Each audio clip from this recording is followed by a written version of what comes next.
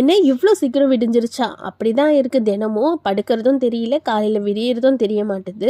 எனக்கு தான் அப்படி இருக்குன்னு பார்த்தா, நுஹாக்கும் காலையில் அப்படி தான் இருக்குது. எல்லாத்துக்கும் லீவ் விட்டாங்க. இன்னும் எனக்கு மட்டும் ஏன் லீவ் இல்லைன்னு சொல்லிட்டு தினமும் அழுதுகிட்டே ஸ்கூலுக்கு போகிறா.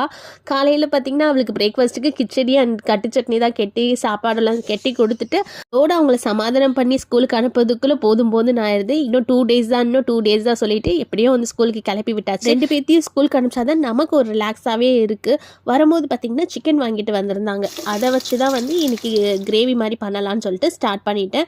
சிக்கன் கிரேவி வச்சுட்டு அதுக்கு வந்து சைட் டிஷ் வந்து புதினா துவையல் மட்டும் ரெடி பண்ணிட்டேன். இன் பிட்வீன் கொஞ்சம் மோர்லாம் அடித்து குடிச்சிட்டு ஈவினிங் மேலே பார்த்திங்கன்னா கடையில் தான் போயிருந்தேன். கடையில் ஒரு சின்ன வேலை இருந்தனால போயிட்டு அதுக்கப்புறம் வீட்டுக்கு நைட்டு தான் வந்தேன். நைட்டு வந்து தான் நான் இப்போலாம் வந்து ஸ்டிச்சிங் எல்லாமே நைட்டு தான் உட்காந்து பண்ணுற மாதிரி இருக்குது.